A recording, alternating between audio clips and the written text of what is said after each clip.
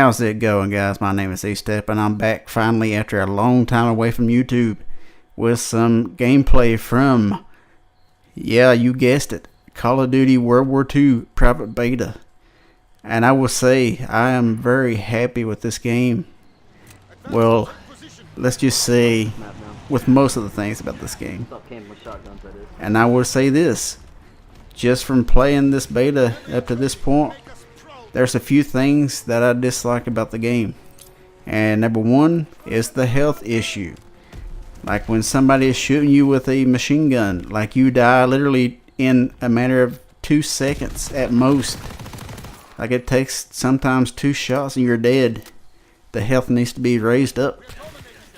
On top of that, also another thing I dislike, incendiary shotguns. Get that out of here. We don't want that. I've played so many games that people would literally shoot you medium range with shotguns in this game and using incendiary rounds. You have no chance. It should be taken out. It ruins the fun of the game. Another thing that I hate about this game is the fact that the flinch is unreal for your snipers. I've had so many times I was about to snipe somebody. They hit me one time with a machine gun, just one time, and my sights fly so far up that I'm guaranteed 100% to die. I mean, it should be reduced a little bit, not a lot, because I can understand the balance and all that, where snipers usually a one-shot kill and all that sort of stuff, which also I've noticed in all the past Call of Duty games, they have been wanting to cut out, you know, the quick scope and all that sort of stuff. Well, yeah, you can try to make changes and all that to make it a little bit harder, but honestly, reduce the flinch. It's just uncalled for. Like, even if somebody's just sitting on the back, you know, sniping, you're hurting them too, not just quick scopers.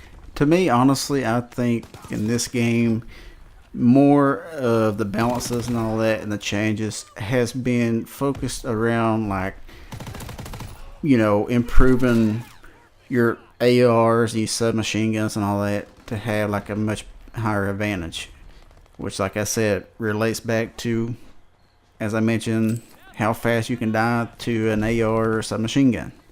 Also, speaking of snipers, like I've noticed that you get a lot more hit marks, like if you are going for a collateral or something.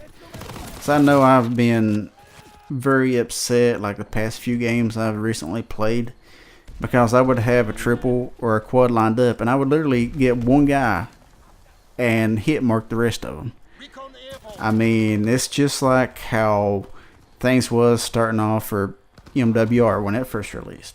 Dude, also, another thing I can mention is spawns. Spawns are so messed up right now that if you play domination, team death, or anything, like, it's almost unplayable at this point. Another dislike about this game is a kill feed.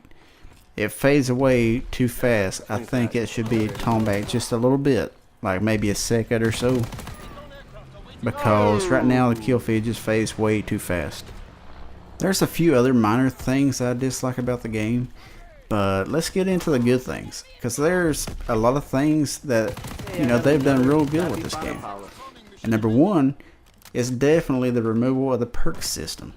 Yes, I always liked using, you know, dead silence and being real sneaky and all that.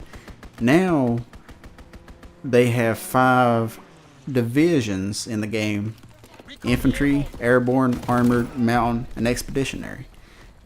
What each one of these divisions does, you're basically getting like some kind of perk as you level that up. Like, for example, the mountain division, which is technically a sniper, at tier 1 you would get what's called sniper sharpshooter, which allows you to hold your breath with a sniper.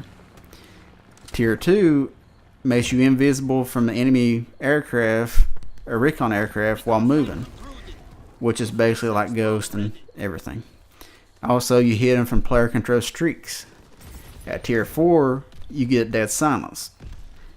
See, this is something I like, and it's going to be interesting to mess around with, see which is the best class setups and all that sort of stuff, because now you're not having this huge advantage of, hey, I want to run around with a suppressed submachine gun with dead silence, ghost, and all that sort of stuff. Now your suppressor for your SMGs is gained through airborne division. So now you're not going to be completely invisible from the minimap. Because if you take the mountain division, if somebody has a recon aircraft and you're using a submachine gun, you're still going to show up on the map when you shoot. Well, if you go for the suppressor, if somebody has a recon aircraft, they're going to see you. So you're sacrificing something to gain something else, which I like. And I mean, they should have done this with all the other Call of Duty games, because this right here is a little neat addition to the game. Score streaks. Since I heard about this game, I've been wondering, what types of score streaks will we have in the game? Will they be overpowered? Well, during the beta, I've learned that the score streaks are not very overpowered, unlike, you know, the past Call of Duty games, which I find really good. So you're going to have the recon aircraft, which is basically a UAV, care package, and mortar strikes. But there's two that caught me off guard. These score streaks are Molotov cocktails and the flamethrower. If you had played World at War, Molotovs was actually a lethal weapon that you could throw, and flamethrower was your first perk.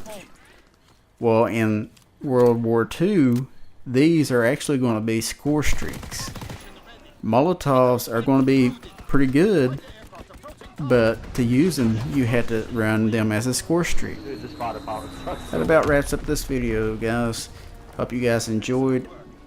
Please stay tuned, because I will have a lot more footage from World War II beta, like in the coming days. I will be uploading Mondays, Wednesdays, and Fridays. So I will see you guys in the next video. I got that at the beginning of the game. I got that at the beginning of the game.